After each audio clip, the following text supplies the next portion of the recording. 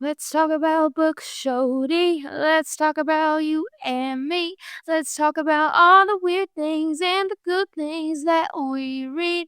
Let's talk about books. Welcome, y'all. Welcome to Adjacent Book Club. We have so much to share with you. I hope you guys are doing well. Shelly, how are you doing? I'm doing great. How are you? Just peachy. Just peachy. Well, I will tell you, John just made the most amazing meal. You would not believe it. He made Natchitoches meat pies from scratch. Ooh, jealous. Yeah, so he made dirty rice, but he made the Natchitoches meat pies from scratch. He made his own dough, his own filling. He fried it, and then, it was stellar. I was like, there's not a better meat pie. I'm going to say it. Wow. Yeah, Lazion's has a little bit of some Competition? and then the cafeteria in Natchitoches at the elementary school has competition too. Oh my gosh. What did he put meat? What kind of meat? Like red meat inside? It's hamburger meat, and then you let it gravy up with all the goodness and it's incredible. It mirrored, if not, his crust was even crustier and flakier than Lazion. Can't believe I said that. Oh my gosh. Yeah. Should he enter into like a meat pie competition? I think so. All he needs is a little more gravy on the inside and está bien. Yep. Mm-hmm. Where does one do that? I don't know. We could create our own and have our own ref show up. Oh, that's a good idea. Like, have John and Lauren Weiler. Ooh. And see who else would like to participate. That's hard. You know what we could do? We could have a cook-off, like you're saying, and everybody pays into the prize money, and then the person who wins the prize. We don't have to pay for it. They're basically entering, and then it's gambling. I like it. I do. I don't know if you remember when we had the cook-off and Robert just went to his friends and picked up a brisket. Yeah. That's okay. It's like when I had John help me with fantasy football, so I get it. Yeah. Even Steven. Look. Oh my gosh. Anyway, and you've been camping at McKinney Falls, and then we had some great interviews this week. Oh, you guys, keep an ear out. You are going to die. We had Pammy. We had a single ready to mingle Cindy, and we had Donna Lee, a comedian. Shelly, this is incredible. Well, and as if that is not enough, Jody and I were out at baseball, and Ty Harrington was out there, and I said, "Hey, can we interview you for the podcast?" And he said, "Yes." Yes. So just wait. We have more to come. We have Bobby from Tater Cute that we're still working on, and I can't wait for that. I'm hoping when he comes as a studio, he will just bring us just a lunch plate. Well, if you have never checked out Tater Q, I have to recommend it. Shelly's like, go on their Facebook page, go on all their social medias. It is like hot to trot. Those women are gorgeous. They are. Snatch weights. They are like after dinner served, then it's like a big dance party of hotness. It's almost like how you imagine like somebody just like taking their arm and shoving everything off the table and saying, let's go for it, and you're just like grinding and you're hot and sexy. It reminds me of Harold's from Atlanta, Harold's fried chicken. It is incredible. If you haven't been there, you got to go there. It is kind of the same vibe. But I think obviously, and we're in Texas and we do everything better. So That's right. It's better. Will Wyman, our cousin, recommended us meeting up with Bobby, and so I'm very excited about that. We also had a big connection with one of the lady I've been going to for a couple of years, has opened her own tract aesthetics. And yes, no. And she's come on as a sponsor. We're going to interview her. She's beautiful, Andrea, over at Attract Aesthetics. And this, right now, I think until the end of May, she is, if you go in and say adjacent or Las Comadres or Dateable AF or Ladies in Left Field, she is giving you 10% off of her services, and those include, but are not limited to, facials, Botox. She does any of the plumping and stuff, any of the needlework. So some really good opportunities there. And she's in South Austin, super easy parking, right off of Ben White, and on the other side from the Target. Very convenient. You can go by Zilker. It's close to Central Market. It's really close to Central Market. Yeah, so convenient. Easy peasy. Has parking. She's on the first floor. Her office is gorgeous, and she's amazing and kind, and well, it's gorgeous and clean, and it has great aesthetics, and she's going to make you have great aesthetics too. Exactly. Yeah. So good on the inside out. So we'll tag her information on in the notes.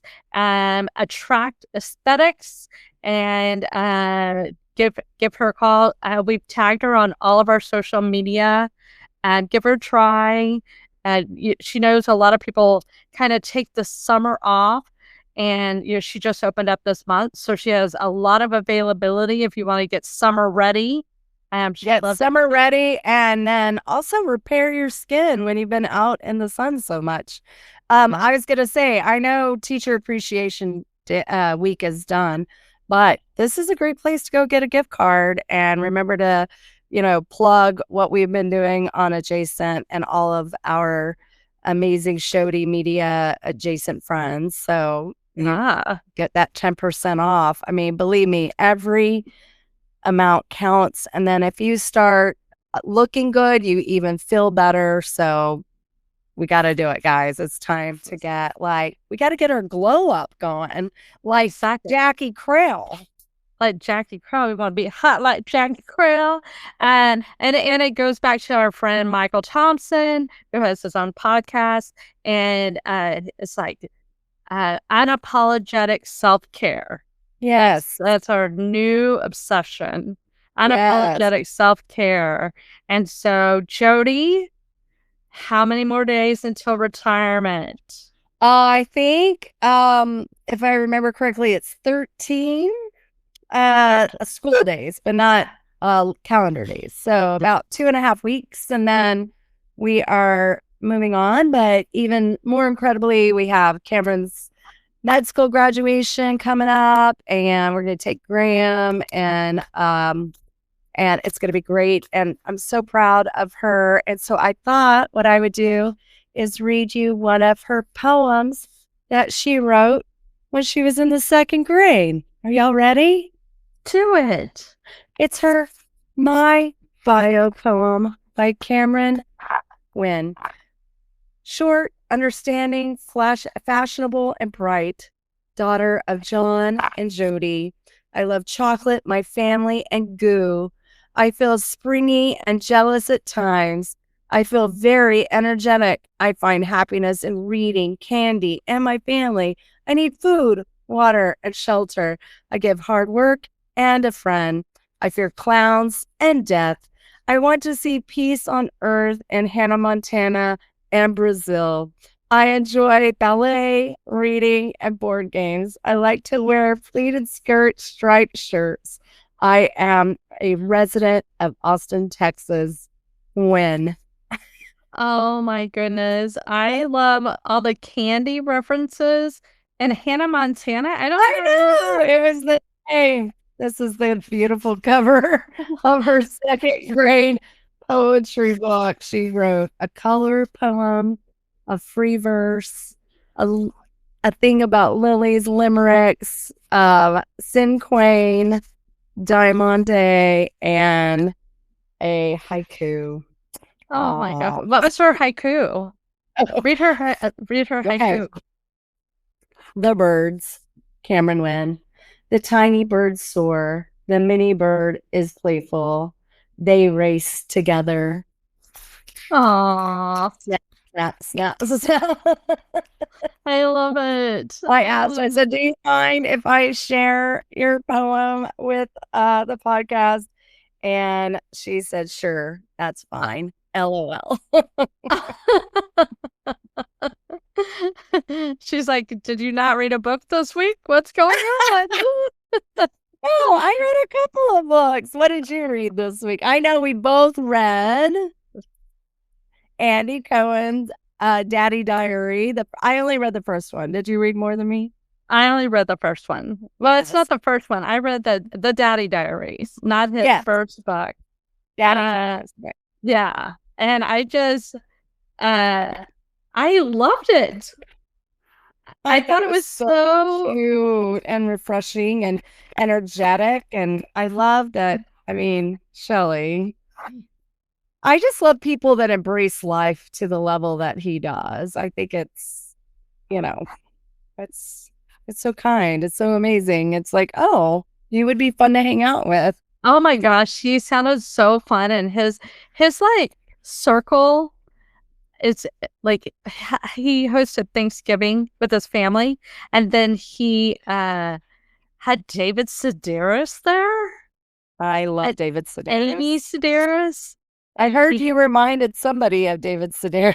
Yeah, my very fun neighbor Kate, and her and George she was like, hey, we went to the Paramount the other night and saw this person, and it was so entertaining. I don't know if you've ever heard of him, but he reminded us so much of you. And I was like, who? She goes, David Sedaris. And I was like, what a beautiful compliment. I love David Sedaris. That is a very big compliment. He's so funny and smart. He's so funny, and I know he's peculiar and so interesting, but his love for trash pickup, and that he turns every piece of trash he picks up into a story. Like he comes up with a story why somebody would throw this wrapper out their window, or, oh, the shoe, what happened? Why did their shoe fall off right here? Are they dead? Are they buried under the leaves? Oh, yeah. All these crazy stories. If you've never read David Sedaris and you have a dry sense of humor.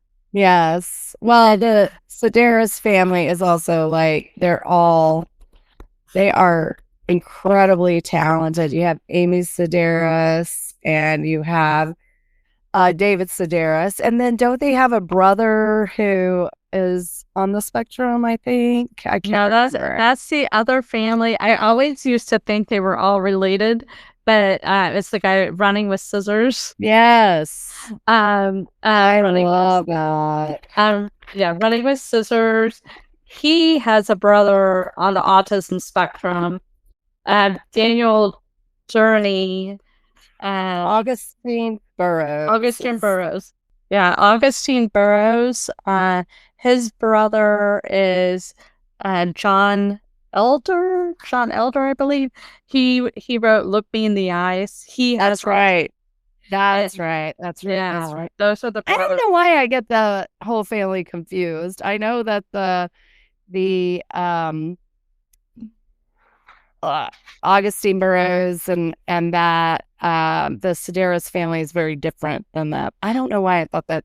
I feel like it's because they're kind of alike. Like their sense of humor is dark and real dry. So I think it lines up, and it's like y'all are, this unique storyteller that really thinks outside the box. A lot. For sure. For sure. I agree with you. Yeah. And they just have a very sharp wit and a little bit of a take no prisoner kind of mentality.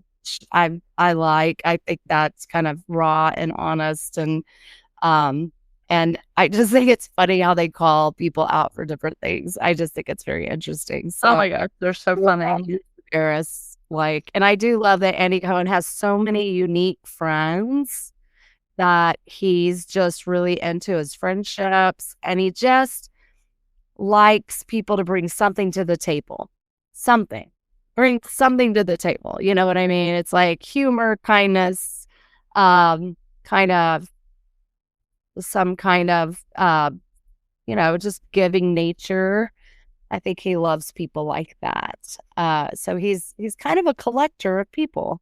He is a collector. And I loved how open he was, his sharing and his honesty about being a single dad, being a gay single dad in a community that is, very, his kids are going to private school and everybody's married and he's the only gay single dad, and how that affects him, and it's just very interesting. I love his little relationship with the son. How cute they were together when he would talk about watching movies or reading a book with them. I thought it was very interesting him revisiting like the old Disney movies and him like, yeah, there's nobody that represents us in these books and these stories and stuff like that. I found that very interesting and his perspective of all the old Disney movies, I thought was good to know. Yeah. And so it just helps you be more open and understanding of everybody's struggles, I guess, and what they resonate with. So, and then you get to know their backstory a little more. So I love that. And then I started Ashley Manley's newest book, Forever and Back. And the first part of it is a couple that is struggling, and I don't know where it's going to go, but I felt like it lined up with Andy's. It's like, hey, we're raising kids, and the struggles of raising kids, and not trying to glamorize it. That it's hard. It's hard to raise kids nowadays. It's so hard to raise kids. Yeah, and that people are openly having those conversations instead of going, everything's great. Everything's fine. Like, I got a very funny Mom's Day message, and I don't know if it was a mistype, but I thought it was kind of hilarious.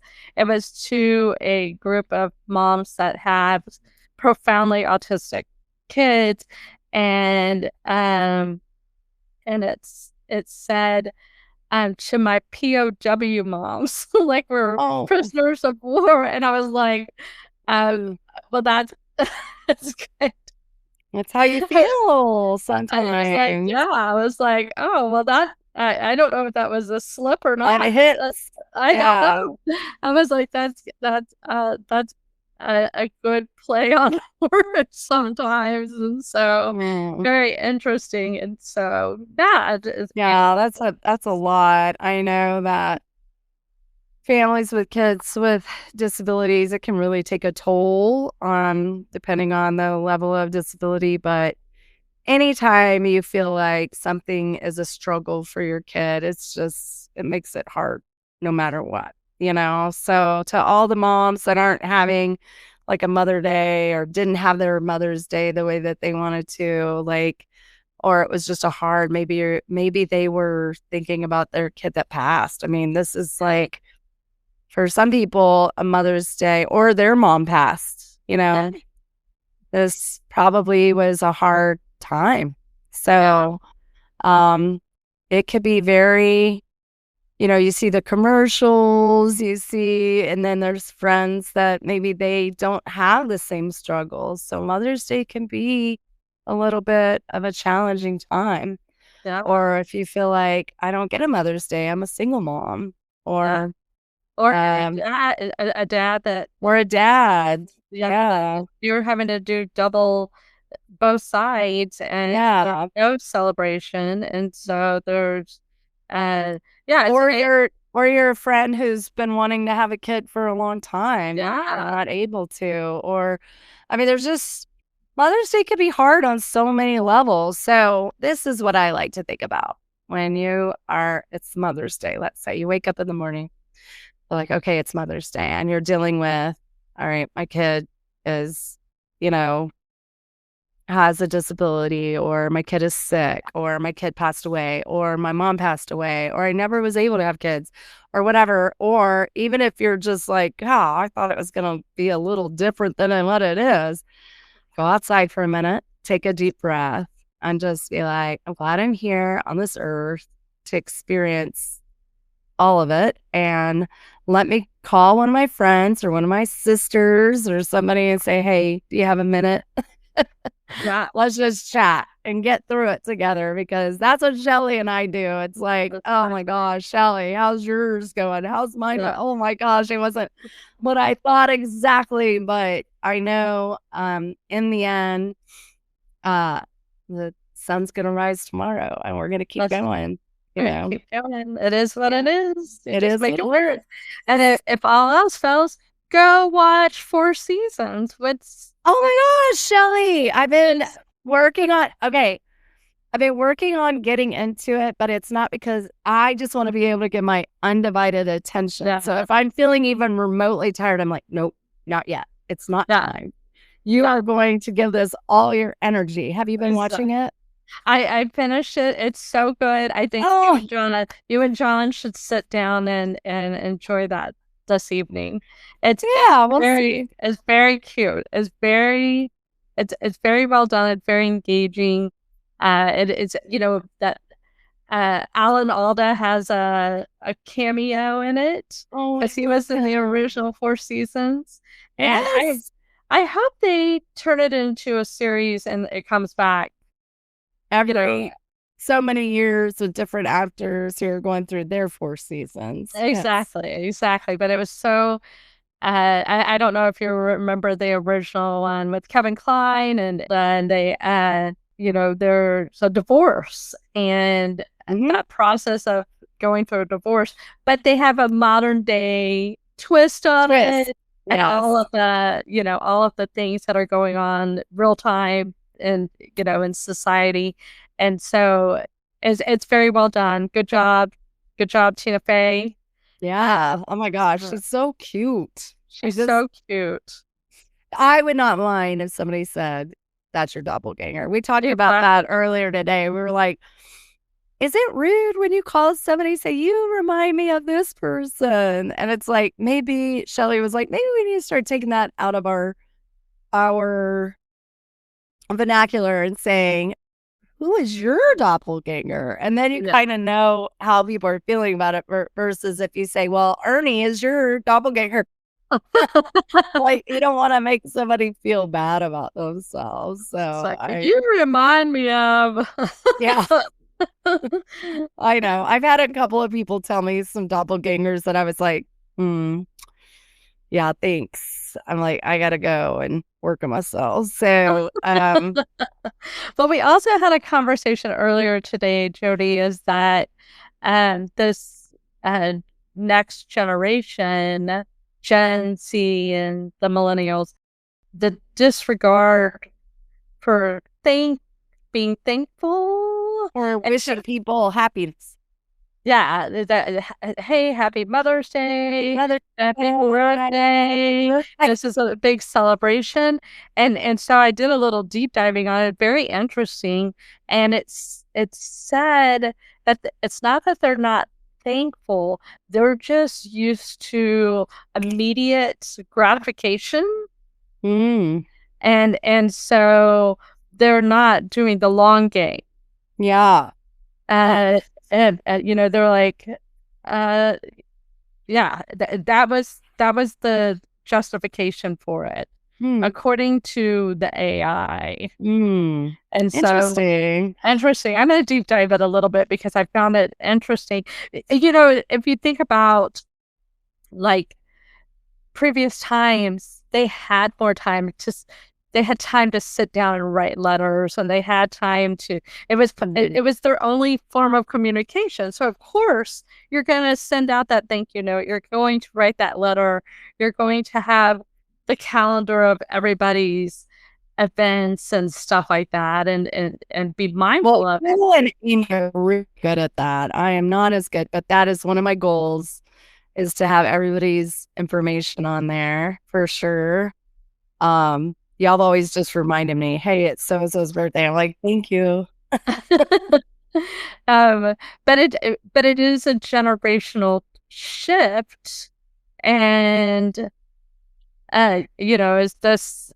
I was talking to another parent who just went through graduation with their child, and they're celebrating their child. They had this huge celebration for it, and not one time through the entire college experience that was fully paid for by these parents and provided apartments and cars and stuff like, not one time in the entire process was there, hey, thank you guys so much for supporting me in this process, and even their graduation celebration and everything. There was not a... And they have felt it. They just might not have the ability with right now to go, oh, I should thank them for everything, because, as parents, you're like, I don't need the thanks, but it's also like, hey, if I did not say, way to go on your graduation or do anything, you would have been like, wait, what? Yeah. And it's very interesting. I would love to speak with a younger person about the mindset of it. Is like, are you not celebrating your friends' birthdays? Or you're not? Is it across the board? We're not doing these things anymore. Is this the future? I don't know. Interesting. Well, I think it kind of speaks to the book that I read recently, just this week. It's called Bowling Alone by Robert D. Putnam. Anyway, and it's basically the retelling of how America has shifted with the collapse of the revival of America's community. And I think it just speaks very broadly to the fact, he goes into depth about how there isn't the Rotary Club anymore, or there aren't people are volunteering, but there aren't these clubs. There's not like a bowling group. There's not like all of these different ways of getting connected with the whole community as a whole, and how that can take away from democracy and how we take care of each other, and how we are always looking at the community, and it's just not us individually, although it is us individually, but it's also like, how can we support the community? This book is really fascinating, how he deep dives into just how it's just been slowly declining. And it was written before COVID.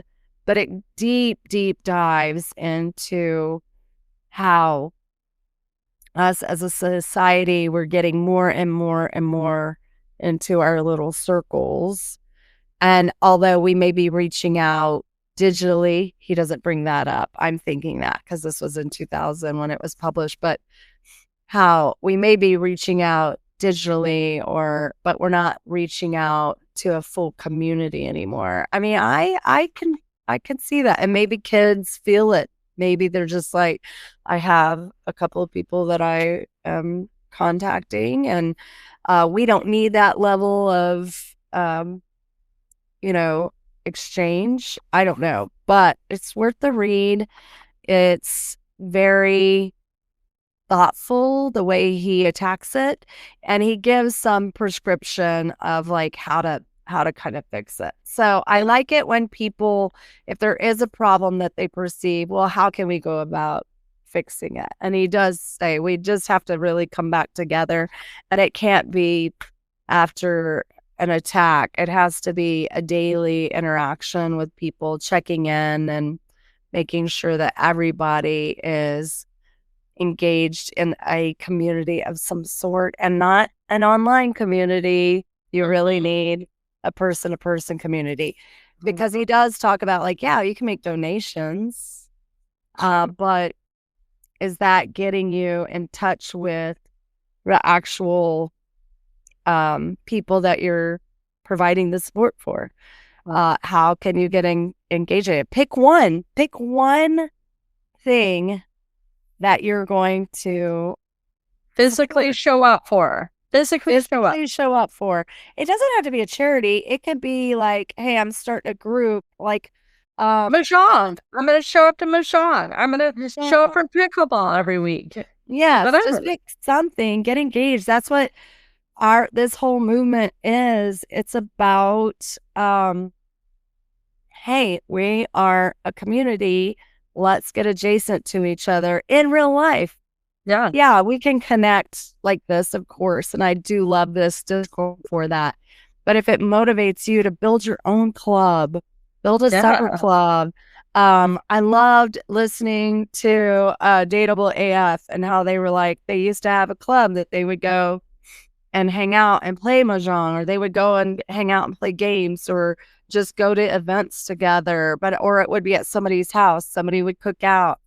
I don't see as many barbecue bits going like I used to. Every Saturday and Sunday used to be a big barbecue time. Now everybody's just in their houses on their phones. Like, I get it. I'm the same way. But I do that's what I love about sports. That's what I love about this interview process, being with Shelly, being with friends, going to Matt's, things like that.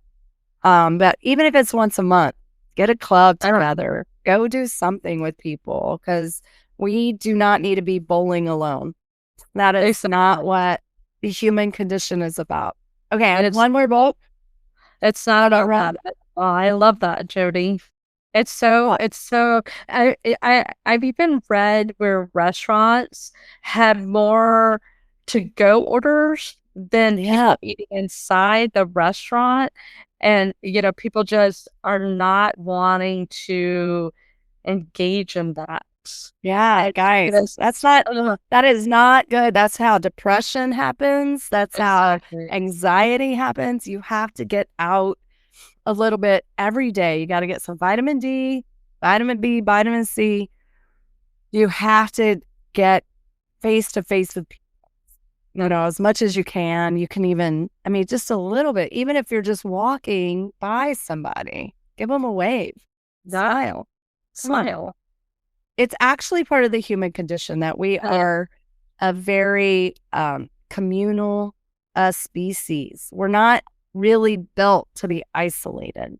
Agreed. We're supposed to help each other survive. That's the whole point of our species. Look at some studies on this. It's very important that you connect.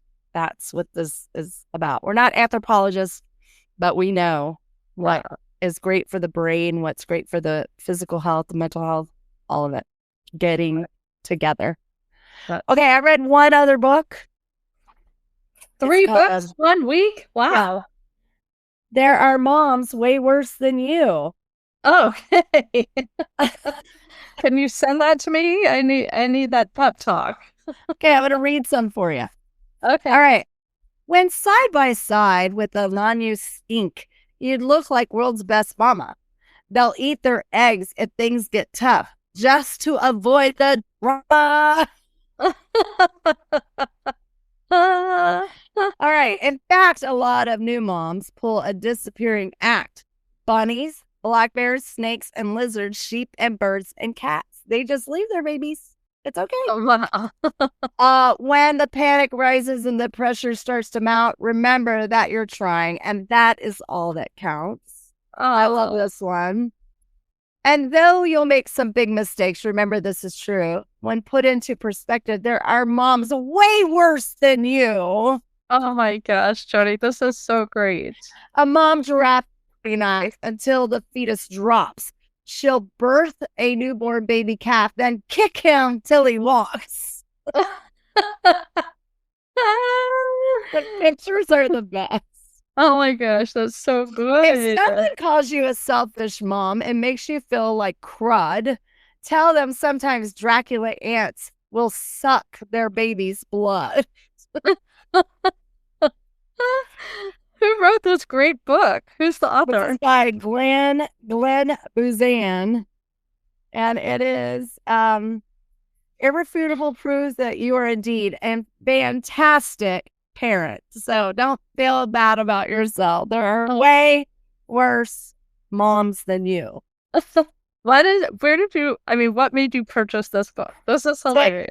TikTok shop. It was like mom book for Mom's Day. Go ahead and buy this for your mom. I bought it for myself. I need to read that weekly. Yes. Hey, when you're feeling bad, it could be worse. No, exactly. That's so great. We're all trying our best, but I do love in the ending, the appendix, it gives you like how bad so many different animal moms are. Oh my gosh, Jody, in nature. That is so good. That's like a good baby gift. So if it makes you feel bad, let it go. You could be a lot worse. I know that in my time, 30 years of teaching, I would say everybody really usually is trying their best. I would say 99.5% of people in the world. And sometimes we're that 5/10 that's having a hard time, but just think of the other 99.5 times that you're really like killing it. So don't be so hard on yourselves. We all make mistakes. And in the end, all you could do is hope that, they find peace and you find peace, and everybody just does their best. So that's right. Don't be hard on yourself.